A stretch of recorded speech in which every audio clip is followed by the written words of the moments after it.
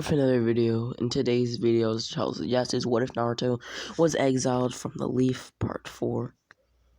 The like goal for this video is going to be 800 likes. So make sure to like, share the video to a friend who likes what ifs or just anime content in general. Comment down below Naruto what if suggestion. Check out my Discord server in the description. Subscribe as I want to hit 5k by June and 10k by the end of the year. And click off if you're under 18. A quick recap, since it has been a while. We in essence left off with Naruto in the Cloud Village, as well as Naruto's personal squad, which consisted of Naruto himself, Sasuke, Karin, Jugo, Suigetsu, and Hinata, as well as Naruto giving each ninja in the cloud that came with them on the raid I guess you could say, Nine Tails Chakra Cloak drug, which I explained in previous parts. And to sum it up, it's a way for others to use Naruto's power. And with that being said, sit back and relax and just listen, I guess. See, a Genjutsu specialist and 2 Cloud Ninja would keep watch of the Leaf Village with a close eye, even periodically entering the village entirely, until he would be stopped by a certain Sarutobi Asuma. Asuma had been sitting at the edge of the village. Asuma would then charge at C, seeing him utilize his espionage and deception skills, as he would cut into C's body, knocking him down to the ground with his trench knives. The Jonin was very angry. He had been smoking one of his cigarettes, and didn't like to be interrupted, unless it was a friend, not a foe. C would then run to an area where he would be able to recover, with Asuma catching up with him just as fast as he was able to run. C would then run back to the area he was in previously, with Asuma running towards the 2 Jonin with C. C would then tell these 2 Jonin to run and escape, with Asuma launching a Fire Ash Jutsu at one of them. The other, whose name was Ryo Kamoichi, would escape, telling Naruto of the news. C would stand, grabbing his wound. I have to live, if only for A, if only for B, if only for Naruto. I must see through that I survive. C thought to himself this as he would create a clone to back him up, initiating combat with Asuma. 3 minutes would then pass, with C on his last legs, grabbing a vial bottle of sorts, as he would then shake it up, slamming it down onto the ground, as a purple in shape sort of pill would appear on the floor. C would grab this pill, eating it. Asuma would sigh as a big puff of smoke would come out of his mouth. If you think that you enhancing your power with a drug is going to aid you, then you're gladly mistaken. This is no drug. This is an extension of Naruto's power, and thankfully, he gifted me one of his more powerful ones. 3 tails would then appear behind C as he entered the 3-tailed state. C would smile. Even if I don't win this fight, I'll make sure to give it everything I've got. The tails around C would then work as a conductor for a Biju Dama. He would then launch it at Asuma. Asuma, being conscious of the village he was in being prone to damage, would take the blast on head first. C's Kyuubi cloak would then dissipate, with C recovering from his injuries due to the healing effects of the cloak. Asuma would then ask C why he hadn't ran off while he had the chance. He was much faster with the Biju cloak. Asuma would grit his teeth. His Jonin vest had been torn to smithereens, his cigarette had been atomized, and he had the name, or at least the letter, C implanted on his chest. Was this some sick game? Did he want to implant his, what he thought was a signature of sorts onto his enemy instead of finishing him off or running away? C would then fall to the ground, falling onto one knee. You know, I was able to tag you with what you could call my initials. C. That way, Naruto and any other Cloud Shinobi will find you and will make you pay if I don't survive this encounter. Asuma would tell C that he'll never forget, C, especially because of this massive C-shaped scar on his chest. C would nod. You're right, and I'll also end you. So, I guess you'll be remembering me in the afterlife. Asuma would then see, and then his mind would fade into nothingness. As well as his thoughts, C had activated his most powerful genjutsu, Black Void, as he would then run towards Asuma, ready to kill Asuma before C could connect with his kunai that he had in hand and hit Asuma.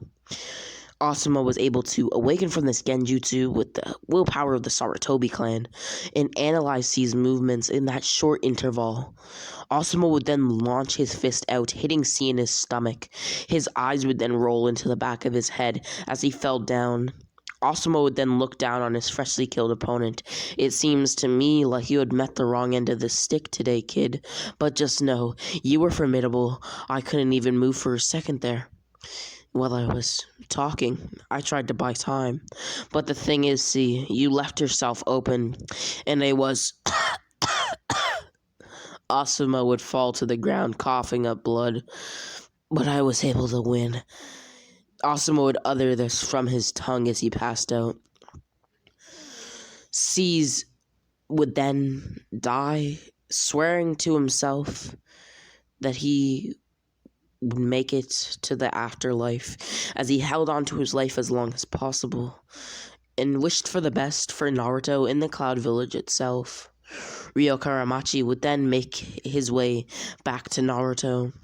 Naruto would look to Ryo, who would say this news. Naruto would be enraged after hearing of C's death, swearing to himself that he would make the leaf pay and compensate for his fellow brother's death. He and the Cloud Village would march towards the leaf. Naruto would utilize his Kyuubi chakra, firing a massive Biju Dama at the village gate, cracking it entirely. As Naruto did this, 100 ninja behind him would do the same, firing off Biju bombs of their own. Naruto Uzumaki had entered the village. The villagers would run in horror, with Naruto showing zero remorse for civilians, nor ninja. They had killed one of his best friends, someone who was like another older brother to him. C, besides B and even A, and they would pay, and he himself would do nothing, at least in his mind, to kill the person who had slain his fellow brother. The village at this point had already been on lockdown by Asuma's request after seeing that there could be a possible invasion from the cloud, so Naruto only killed stray villagers, but that's what he thought. He hadn't actually killed these villagers for some reason. An ounce of Naruto's purity, at least within his mind, had still been rampant, if you will, making Naruto not go all out and not strike their vitals, only putting them in critical conditions. Naruto would laugh as he yelled, "Where is C's killer? He will pay!" Naruto at this point had done more damage to the leaf than even Pain. The village itself had been decimated 30 feet into the earth. Naruto would laugh even more, cackling to himself. As he saw ninjas stockpiled all over, his eye would then catch a man beside the third Hokage with his shirt ripped, signifying that a fight had occurred. He would then see a scar that said C. Naruto would leap at this ninja as he looked to the floor. "Were you the one who killed C?" he would ask Asuma, who would be shocked that he had asked, nodding. Naruto would smirk. "Then I'd be delightful to kill you and Lord Third." Danzo would then appear. "It's my lucky day. The Nine-Tails right here. We didn't even have to fetch him. Right, Hiruzen?" Hiruzen would nod. Hiruzen is in debt to Danzo, who had saved him in his battle with the former Sannin Orochimaru. It had seemed that a change of events had occurred in this timeline. Danzo had been there to save, Hiruzen from Orochimaru, and this had been a planned coup d'etat of sorts, where Danzo would basically look good in in Hiruzen's eyes, or the third Hokage's eyes, and the third Hokage would be in debt to him. So anything that Danzo had done, undercover that is, like experimenting on children and torture of his Anbu and things of the sort, would be overlooked by Hiruzen, and Hiruzen would agree with Danzo's decisions. After all, Danzo had saved his life. Naruto would then transform into the eight-tailed Kyuubi state, resembling the Kyuubi entirely, at least just not with any fur, as he would scare Hiruzen, giving him flashbacks to the previous Nine Tails rampage. Kisame and Itachi had coincidentally been scheduled to go after the Nine Tails. It had seemed that word spread quick, and they had been told that Naruto had been back in the village. They couldn't before capture the Nine Tails, that is, due to him not being in the village, but since they caught word of his supposed return, they were at the village. Kisame would then hold a map up, seeing nothing where the leaf should have been. He would then look keenly, seeing a large beast fighting 3 men. Naruto would then launch a Biju Dama, which Asuma, Danzo, and Hiruzen were able to send back at Naruto with cutting-edge force in their raw power at best. Naruto would roar as he turned back into his normal form. "You're lucky I was holding back on that one," Naruto would say. Kisame and Itachi would watch as they thought to themselves, had one kid actually destroyed the whole village?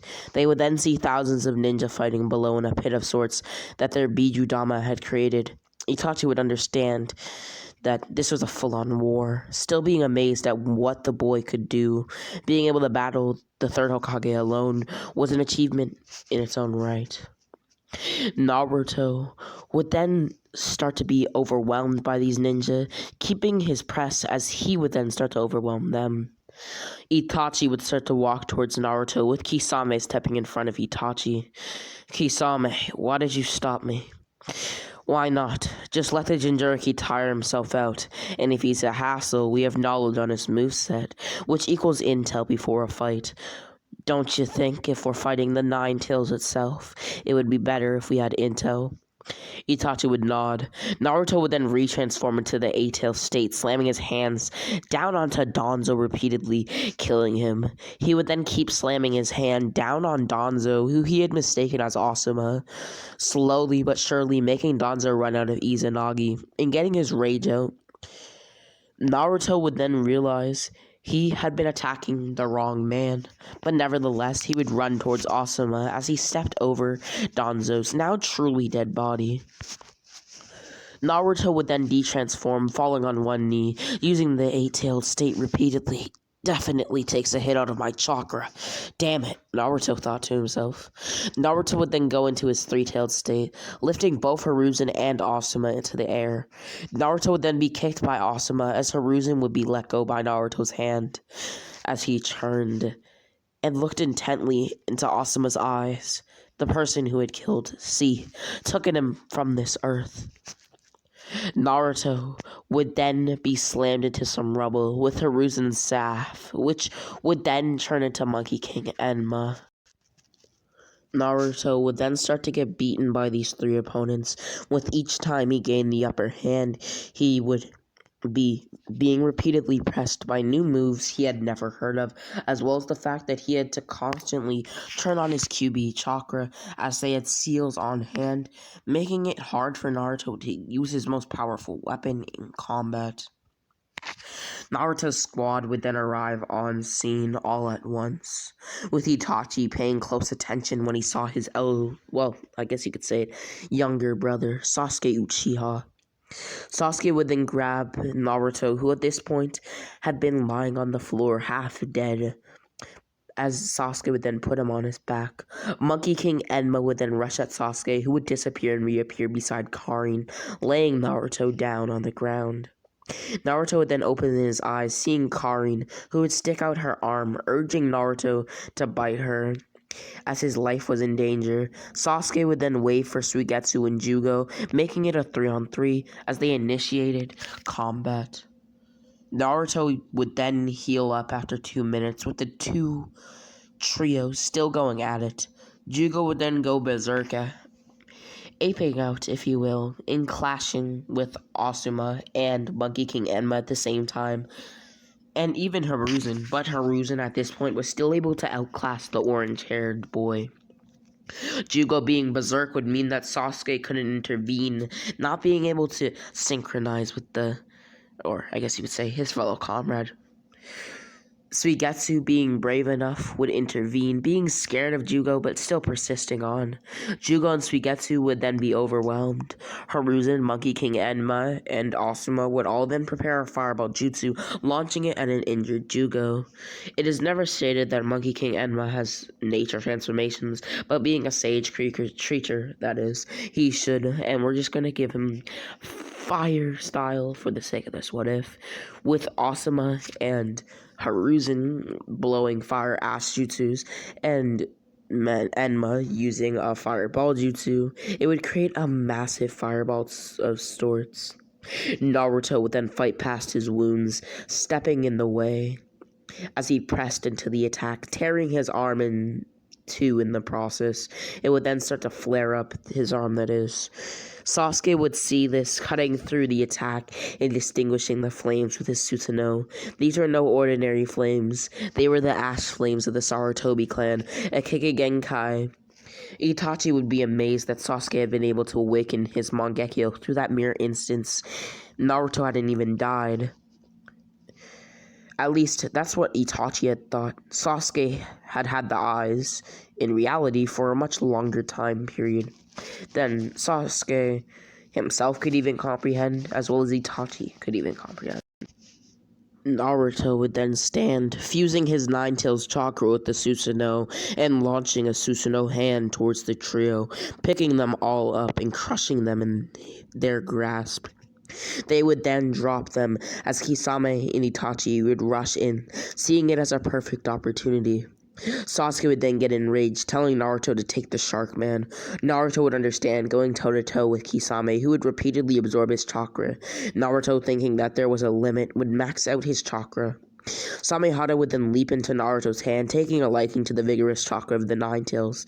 Samehada itself, I guess you could say, scales above Kisame, which Kisame stated himself, meaning that Naruto would have a much bigger power scale, if you will, above Kisame, creating a massive Rasengan as he would then slam it into Kisame's ribs, shattering them. Suigetsu would then walk over to the fellow swordsman who had been in the ground as he looked down on Kisame.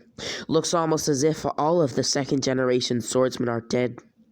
Suigetsu would say this as he stabbed Kisame through his heart. Naruto would then aid Sasuke with Suigetsu, Jugo, and Karin. Karin would make it so Itachi can't land hits on them, giving her squad the right times to dodge each time they were, and Itachi was, close to clashing with each other. Itachi would then fall on one knee. I wasn't able to land a single attack, only scratch them, Kakashi thought to himself. Has my illness really affected me that much? Or is it that girl prohibiting me from being able to catch them off guard with my speed? Itachi thought this as he coughed up blood. His sickness had been catching up with him. Is this the end? He thought. Sasuke would then start to spam Amaterasu and the Susanoo on gathering ninja who had seen Itachi and wanted a piece out of his brother. Itachi would then smile. Tsukiyomi. Sasuke's eyes would become blind, or at least start to fade, if you will,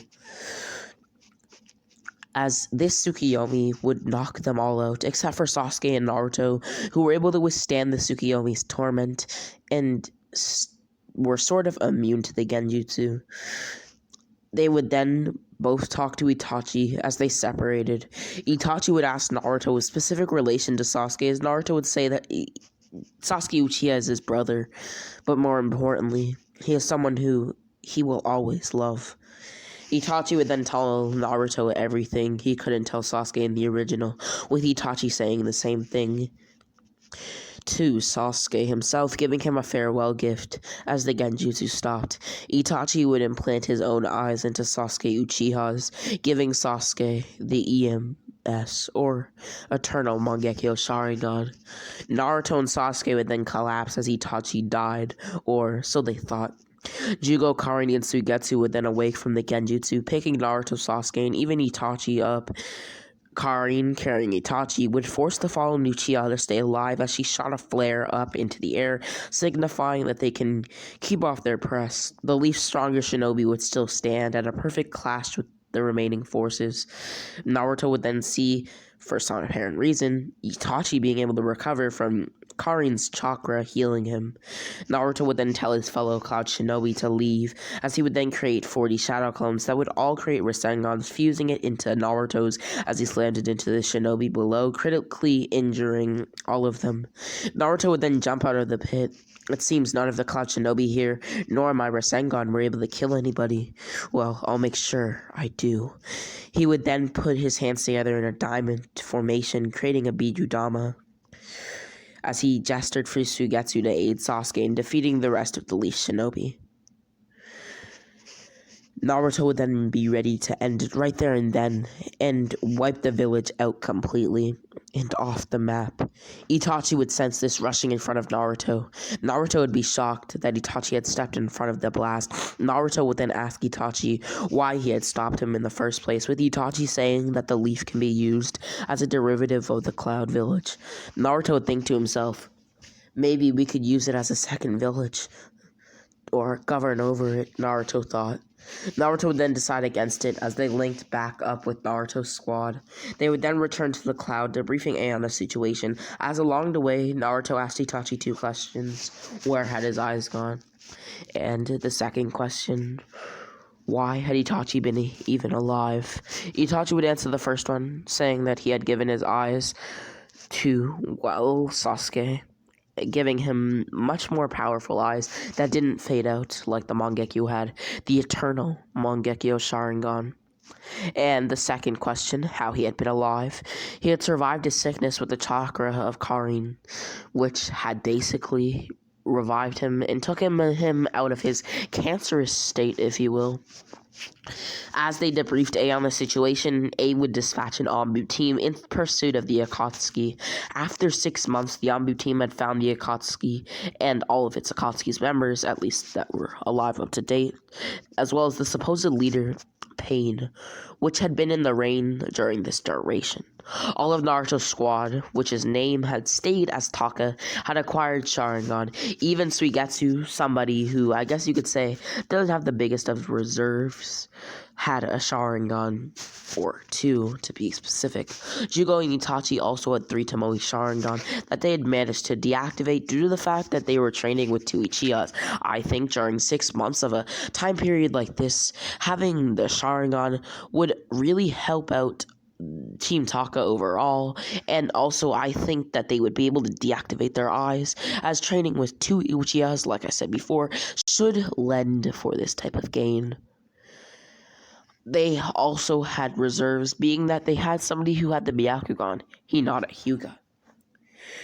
They also had to look out for Naruto's young child with the Hyuga, whose name will be revealed in the next, I guess you could say, parts, as long as the like was hit, that is. The point being that this plan was to just get as powerful as they could before the Anbu could find the Akatsuki. This lent for massive amps, and people like Karin had become much more key players in combat. They would then venture to the Leaf, going to the Hokage office and greeting Kakashi, who would become the Hokage of the village. The 5th Hokage, with his Hokage guard being my Guy. Guy and Kakashi would then come with Naruto to the Rain Village, bringing Guy as they prepared to bury the Akatsuki in blood. Kakashi, while walking, would activate his Chidori, striking Naruto in his chest 2 times. Naruto would then ask Kakashi why he had done what he had done, with Kakashi saying that if he hadn't done it, then it would be breaking his moral code to never abandon his friends. He had let the people he cared for die in vain. Even if the 3rd Hokage and Danzo had done something wrong, Asuma had killed someone who Naruto had cared for, he still had to. But is that all you needed? Naruto would ask. Kakashi would nod. Naruto would then cough up some blood. Then let's go. Kakashi would then run towards the rain village with Naruto, arriving inside with disguises and buying past security as they would appear in front of the Akatsuki quarters, if you will, making Pain recognize their presence and be separated by them through one wall. They would then open the door, initiating combat with the Akatsuki, who at this point have been having a meeting. And with that being said, this has been What If Naruto Was Exiled from the Leaf Part 4, and the like goal for this video is going to be 800 likes, so make sure to like, share the video to a friend who likes What Ifs, or just anime content in general. Comment down below what are suggestions solely Naruto based. Check out my Discord server in the description. Subscribe as I want to hit 5K by June and 10K by the end of the year. And as always, Rami X loves you all. And Rami X out.